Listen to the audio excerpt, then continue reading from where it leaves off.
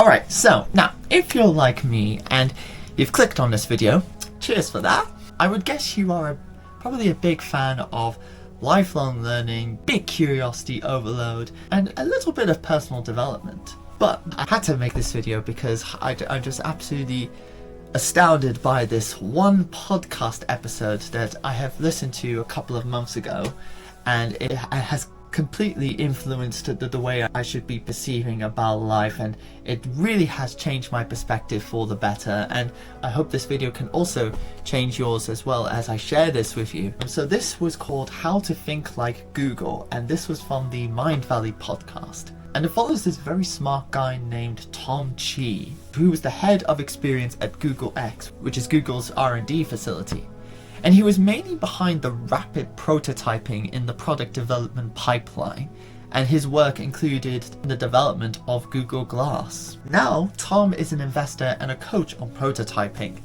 And on the podcast, he describes mental frameworks behind his experience working for Google when it came to product development, and has now translated these for our own personal development. And this is what I want to share with you in this video. Now, before we get into them, I just want to give you a bit of a caveat about these. Now, the way Tom expresses it, it sounds a little bit unique, and he sort of uses his own language when it comes to these 5 points, and there is some strange terminology that he uses. But when you listen to the episode, or maybe appreciate my interpretation for you guys, lol, you'll understand how our perspective completely shifts. So for these 5 points, I split them into 2 categories, 3 of them for learning and 2 for logic.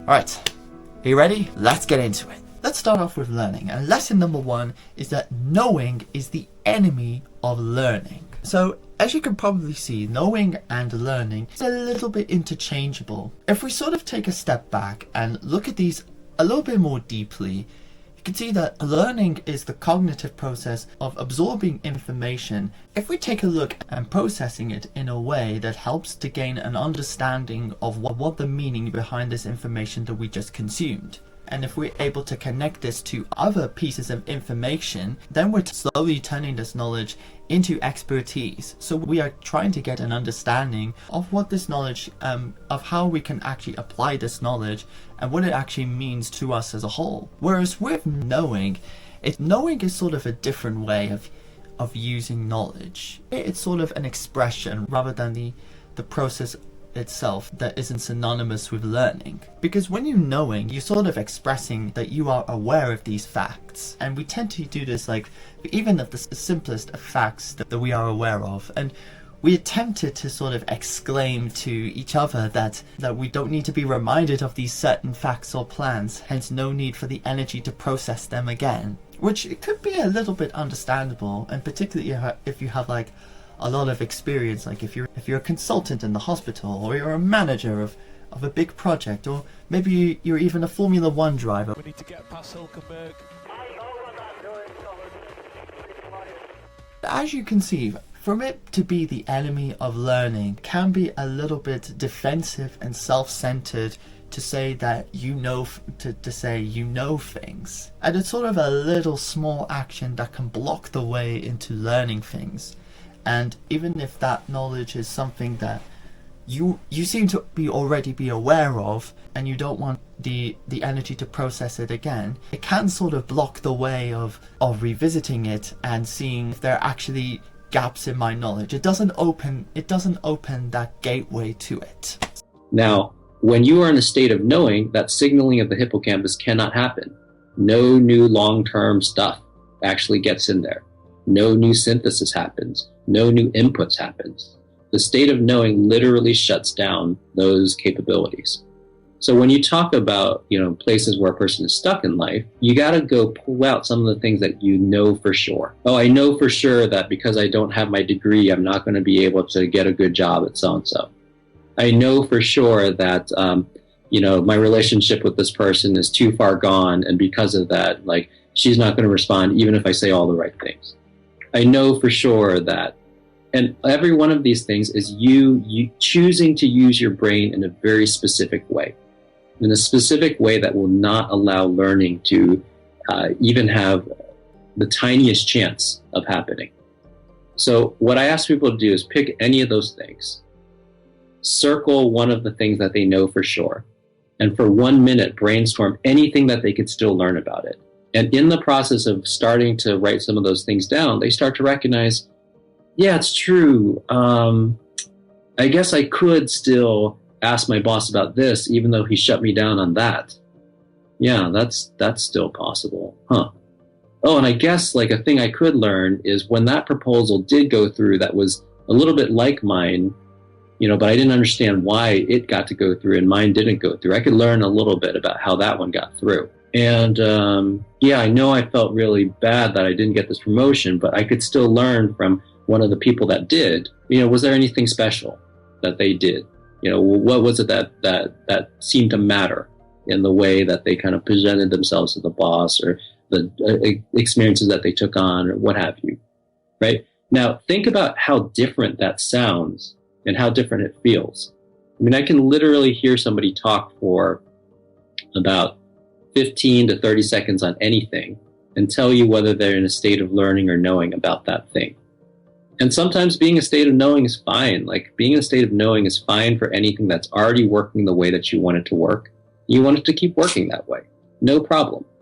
But we end up getting in this weird spot where we are in a state of knowing about the things that hold us back. And those are the places that we need to challenge them and move back into a state of learning. So actually what Tom is actually saying from this is that we need to taking a step back. Don't always, as us as human beings, no matter how educated, no matter how, no matter your job title, no matter how much experience you have in your job, we always need to be lifelong learners. Yes, we obviously should be knowing things, but if you have the approach of having a lifelong learning mindset, it's just one step to being open towards filling in any knowledge gaps that you may have consciously. Alright, lesson number 2 is don't guess at outcomes. Maximize on your rate of learning. And this is sort of similar to the first point. Guessing is sort of another way of sort of making a snappy decision. And sometimes these snappy decisions can be very understandable, and there can be nothing wrong with snappy decisions. It's in some situations we need to make decisions very, very quickly without any forethought. But the best advice, like if you have some sort of preparation, or if you have like a very good style of thinking on the spot very, very well, if you're really, really good at it, then this is where having like very good, well-informed prior knowledge can actually help you with that much more healthily. We also project this state of knowing into the future, where it's like, oh, I know I have the right answer. Oh, I know that like these other people in my office are wrong about so-and-so. If they only knew what I knew about so-and-so, they would all believe me, right? And once again, this is a very poisonous thing to happen. And a lot of times we actually encourage people, because the old leadership model was to do that, was to be the big boss, leading 1,000 people in your organization and always seeming to know all the answers. But the truth is, especially as things speed up and we're working on more complex problems and so on and so forth, nobody knows any of the answers. There's a great story that I heard. The CEO of Sony was at like this once a year Sony, science fair. And like what happens is all these divisions of Sony get together and they show like their latest, coolest stuff. And he's just kind of walking around the floor, and he goes to a particular booth and he picks a thing up and he starts playing with it. And he's like, this is phenomenal. This is incredible. This should be a product. And the people are like all looking around, like a little nervous to say anything. But he's like, guys, like I'm telling you, we should go make this a real product now.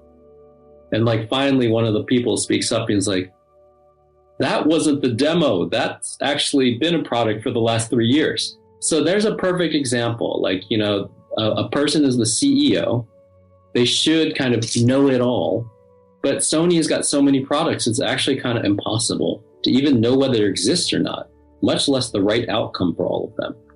Now, this is true in the large for a CEO, but it's true in the small for even the smallest things that you're doing.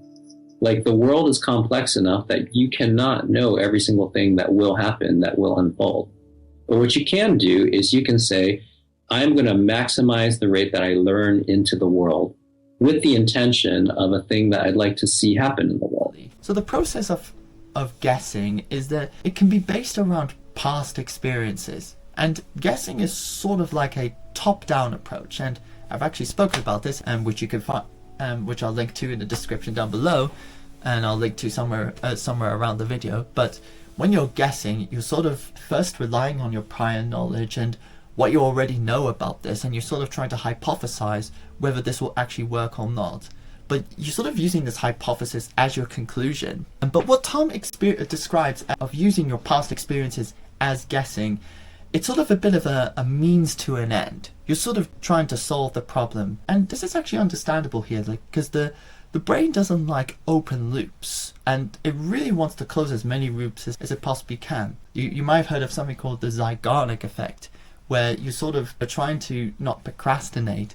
You want to find many open loops, that you want to close them as many as you can, so that the brain could get very reassured and reduce the need to remember them because they're not relevant anymore. And to counter this guessing approach further goes into the importance of lifelong learning, and particularly on our rate of learning. So linking back to the first point of knowing, guessing is sort of has a bit of biases involved, because you're mainly relying on your prior knowledge to help you solve a problem. And the same thing sort of goes with knowing, that you were consciously aware of it, you know of the facts, and you don't need to rewrite the playbook by scratch.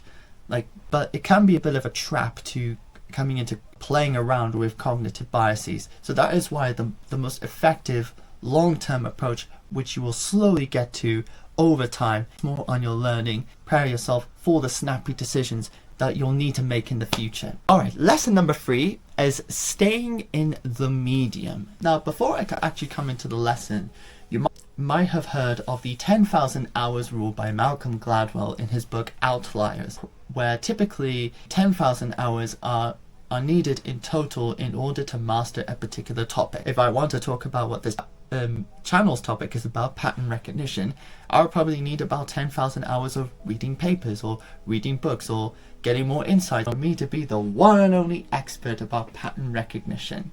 Just kidding there. What Tom actually counters it, even though he hasn't specified the 10,000 hours rule, emphasizes depth over duration. Because if you stay in more deeply into the subject, you feel a lot more love for it rather than just doing it as a chore, however long you spend studying it. And the very, very simple thing that he emphasizes is to actually do the thing in order to get more deeply into the subject you're very interested in. It's not about chasing success. It's about loving your medium long enough to create a masterpiece. There's a difference between mastery and a masterpiece, right? So some of the greatest works were done. Einstein was a patent clerk for a while.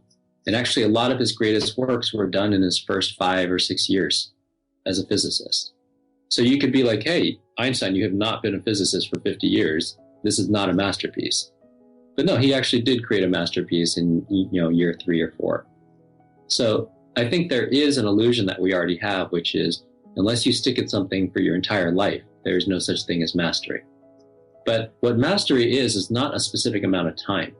What mastery is a type of depth. Because every discipline that is a mastery discipline is infinitely, infinitely deep. So if I were to practice guitar every single day of my life, and I do play guitar, so this is not that fake an example, but let's say I got super serious about guitar. I played guitar 10 hours a day for every single day of my life, practicing, learning, so on and so forth. You could interview me on my deathbed, and I would still tell you that there's an infinite amount more to learn about the guitar. Every mastery discipline is infinitely deep. Now, in the process, I might create all types of masterpieces. Like Led Zeppelin made a bunch of masterpieces when, as a band, they weren't that old. Now, if you talk with Robert Plant, he will keep saying, I keep learning. I keep learning about the guitar. It's infinitely deep. And I think the skill set of the master, any master really, is that type of dedication to kind of stay in a thing until you're in the depth of it. Now, for me personally, I'm actually having a bit of a debate about doing the thing and learning along the way, because I'm hearing a lot of other like people who are saying like you need to have a strong bias towards action, and sometimes like learning could be a bit of a distraction. And I could sort of understand that, because when you sort of have like, if you have like a goal towards something, and say like that goal is like freedom, and you're trying to build a business, then yes, you want to actually take a strong bias towards action and make these like small messy steps along the way, rather than just over planning it out and attempting to take a big step along the way, which I sort of agree to that approach. But still, we still gotta be more mindful in order to deeply learn along the way, actually hone in on our own learning processes and actually upgrade them. But as long as you take very little steps along the way and can get 1% better with each day, then you'll actually get more deeply into the subject you're very interested in. If you've been enjoying this video, it would be super amazing of you to subscribe to my email newsletter, where I share everything all relating to pattern recognition and other insightful wisdom from neuroscience. This newsletter aims to train yourself into recognizing the patterns of life and forming clarified perspectives.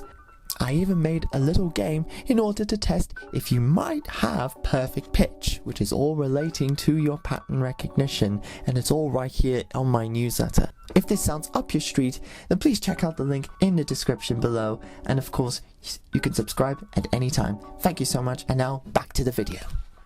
Alright, so that was part 1 with learning. Now let's move on to part 2, logic. And lesson number 4 in here is quite a fancy one. Metabolizability is more important than the truth. Now, I did warn you that there's going to be some weird terminology in this, and particularly when it comes to the logic section. So, metabolizability. It's probably probably the most unique word you'll ever find than you'll find on any other podcast transcript or any book that you read or any resource. Now, why would you compare metabolizability to the truth? You know, the person that goes into the candle store and likes some lavender is like in 2nd grade relative to aromatherapy. So if you're going to make a product, make like a 3rd or 4th grade product for them.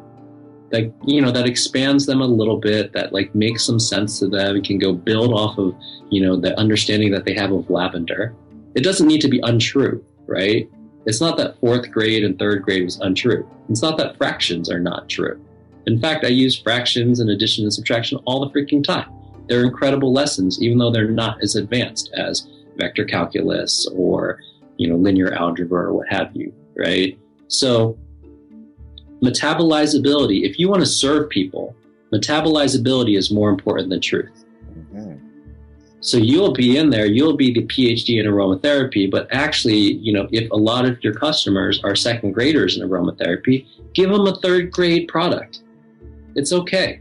Like, that is actually going to be the most useful metabolizable thing for them. And I think what Tom is saying here, and this actually, it took me some time to actually figure this out, but when I actually did, this actually really struck me like very well, because I think when it comes to like the betrayal and the perception of the truth and any facts that we can't seem to, that we don't just like, we cannot like sort of cannot dispute, like for instance, this here is a mug.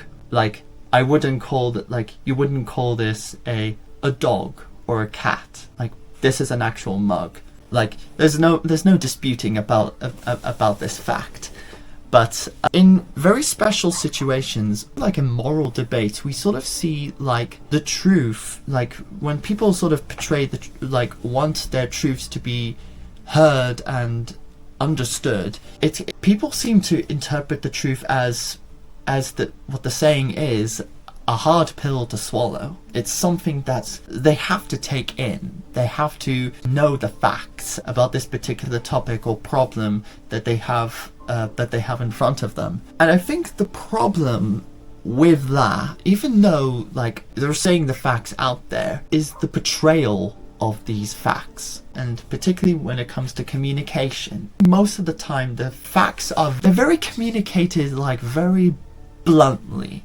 They're very like hard on facts that you have to absorb. They're so blunt. They're in your face. And I can sort of And there is a bit of an understandable approach to why they were being portrayed very bluntly, as probably as a way for you to understand and get these facts across so people can finally change. But I guess the issue is we're sort of not a little bit not careful on how these facts are being portrayed and whether this is actually benefiting the other, even though we're ironically meant to do so.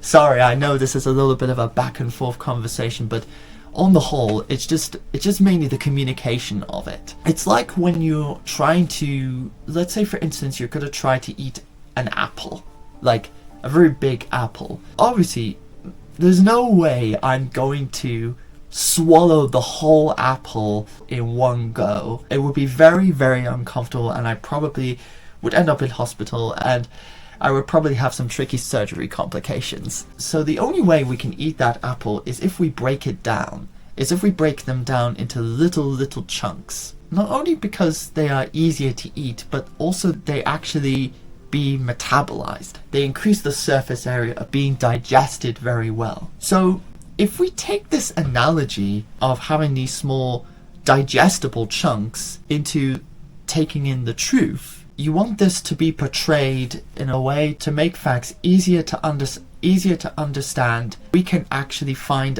and because they were communicated with reference to our stories and with the truth having a bit of empathy towards the person that needs to hear it, then that actually becomes a lot more of an easy pill to swallow. And again, this is another way, by making facts much more easier to digest and expressed in not always a very, it doesn't have to be a very gentle, calm, warm way, but adding a little bit of competence in order to avoid any misunderstandings.